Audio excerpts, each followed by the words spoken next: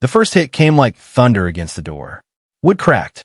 The handle jerked violently, metal rattling against the frame as if someone outside had decided the door wasn't worth patience anymore.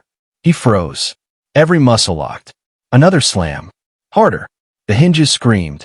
His heart kicked into a sprint, pounding so loudly it filled his ears. For a second, he couldn't even breathe. Instinct took over before thought. He dropped from the bed, knees hitting the floor, palms scraping the carpet as he crawled fast, blind, desperate. Another crash. The door splintered slightly. Whoever was outside wasn't knocking. They were coming in. He slid under the bed, chest pressed flat against the dusty floor, one hand clamped over his mouth to trap the sound of his breathing. His lungs burned, chest rising too fast, panic clawing its way up his throat. Silence. Then, a slow creak. The door opened. Footsteps entered the room. Steady, heavy, unhurried. Not the steps of someone searching. The steps of someone who already knew he was there. His eyes strained through the dim light filtering under the bed frame. Shadows stretched across the carpet. A leg stepped into view. Then another. And then he saw it. A blade. Long. Cold. Hanging loosely at the person's side. Its edge catching the faint light as it swayed with each step. His stomach dropped so violently it felt like the air had been punched out of him. This wasn't a robbery. This wasn't a mistake. Someone had come for him. The blade lowered slightly, hovering just inches above the floor, as if testing the space, searching, listening. He squeezed his eyes shut, every nerve screaming. Why? Who knew he was here? Who would want him dead? The footsteps moved closer. Closer. Stopping right beside the bed. He could feel the presence now. Heavy, silent, deliberate.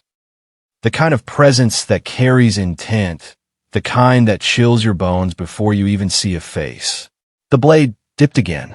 Closer to the floor. Closer to him. His chest tightened, breath trembling against his palm. And then the realization hit him. Not because of the weapon. Not because of the footsteps. But because of something familiar. Something in the stance, the way the person shifted weight, the stillness. Recognition crept in slowly, painfully, like a wound opening. Someone close. Someone who knew him. Someone who knew exactly where to find him. Fear twisted into something deeper. Betrayal. His eyes burned as memories flashed. Laughter, long nights, shared struggles. Promises made in moments when the world fell against them both. Trust. Real trust. And now, a blade inches from his face. He swallowed hard, pulse shaking through his entire body. How do you breathe when the person who might kill you once stood beside you through everything? How do you move when the danger isn't a stranger, but someone your life was tied to? The blade shifted again.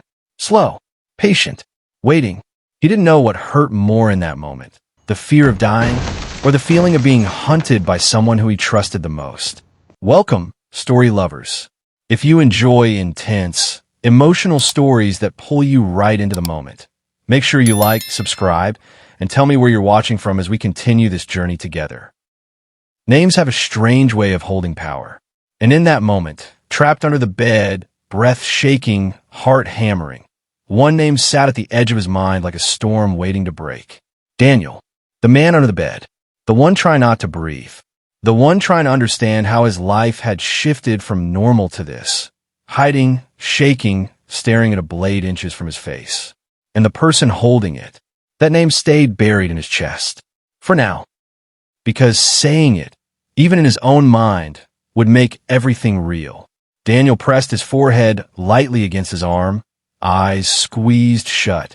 His thoughts ran wild, jumping backward through time, grasping for the last moment life felt safe. Late nights, loud laughter, two men sitting on a curb with cheap food and big dreams. That was where it all started. Daniel and Marcus. Different personalities. Same hunger. They built everything side by side. Jobs, connections, opportunities, even mistakes. When one fell, the other pulled him up. When money was tight, they split what little they had without question. Marcus wasn't just a friend. He was family. The kind you choose. The kind you trust with everything. And that trust, that unspoken loyalty, had carried them through things most people wouldn't survive. Until the deal. Daniel opened his eyes slowly, the present crashing back in. The blade shifted again. Marcus was still there. Still searching. Still waiting. Daniel's throat tightened. How did they get here? 3 weeks ago, everything had felt different. Exciting. Promising. They'd finally landed something big. Bigger than anything they'd touched before. A connection through someone Marcus knew. Fast money. Quick turnaround. Just one job. One exchange, and they'd be set. No more scraping. No more surviving. They'd celebrated that night like kings. Marcus had laughed, throwing an arm around Daniel's shoulders. This is it, man. We made it. Daniel had believed him. Every word. But after the exchange, something shifted. Daniel remembered it clearly now. The way the air felt heavier. The way a black SUV had lingered too long across the street. The way a man inside had watched them. Not casually, not curiously, but with focus. Tracking. Measuring. Daniel hadn't said anything at first. Didn't want to ruin the moment. But when he checked the money later, something felt off. Too clean. Too easy. And when he started asking quiet questions, the answers stopped coming. The contact who arranged the deal vanished. Numbers disconnected. Doors closed. And then came the feeling. That gut-deep instinct that tells you danger has already started moving. Daniel pulled away. He stopped answering calls. Stopped going out. Started watching his surroundings. Marcus didn't understand. How could he? From his side, it probably looked like Daniel had taken the money and run. Like betrayal. Like greed. And now Marcus stood over him with a blade, thinking he'd been cut out. The weight of that misunderstanding pressed into Daniel's chest harder than fear. The blade scraped lightly against the floor again. Marcus shifted. Daniel could hear his breathing now. Slow. Controlled. Not angry. Focused. Marcus wasn't here out of rage. He was here because he believed something had been taken from him. Taken by the one person he trusted most. Daniel swallowed. His voice stuck somewhere between courage and terror. Marcus! The name slipped out before he could stop it. The room went still. Completely still. The blade froze midair. Silence stretched, so tight it felt like it might snap. Marcus didn't speak. Didn't move. But Daniel felt it. That moment when recognition hits. When the target stops being a shadow and becomes a person again. You shouldn't have said my name. Marcus finally said, voice low, tight. Daniel's heart twisted. Not anger. Pain. Hurt. Marcus lowered himself slowly, crouching near the bed. The blade angled downward, hovering just outside Daniel's reach. I didn't want it to be like this. Marcus continued quietly. Daniel turned his head, meeting his eyes through the darkness. The sight hit him like a punch. Marcus looked tired. Not furious. Not wild.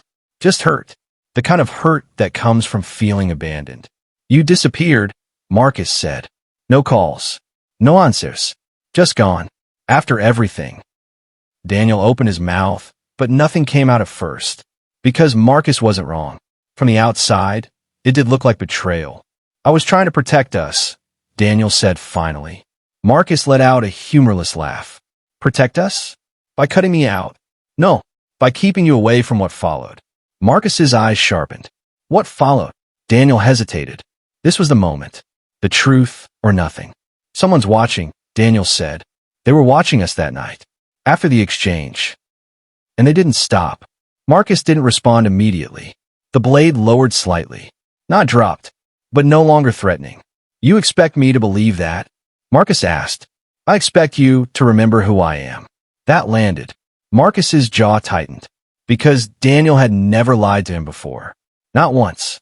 Silence settled again. Heavy. Complicated. Then, a noise. Outside. Both men turned. A car door slammed somewhere down the street. Another one. Footsteps. Multiple. Moving fast. Marcus's eyes snapped back to Daniel. You weren't paranoid, he said. Daniel shook his head slowly. I wish I was. The front door handle rattled violently. Both men froze. Another shake. Harder. The sound of someone testing the lock, then stepping back. A low voice outside. Unfamiliar. Check inside.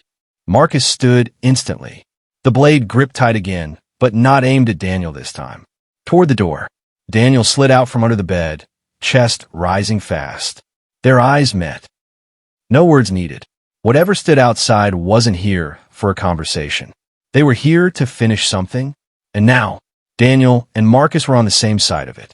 Daniel's legs trembled as they bolted toward the side door, adrenaline slicing through the pain of the deep gash along his arm. Blood trickled down his sleeve, staining the carpet, but he barely felt it. Not yet. Behind them, the masked intruder shouted, weapons raised, stepping into the room that had become a war zone in seconds. Marcus swung the blade with precision, forcing one attacker back, while Daniel stumbled through the doorway into the night, coughing and clutching his wound.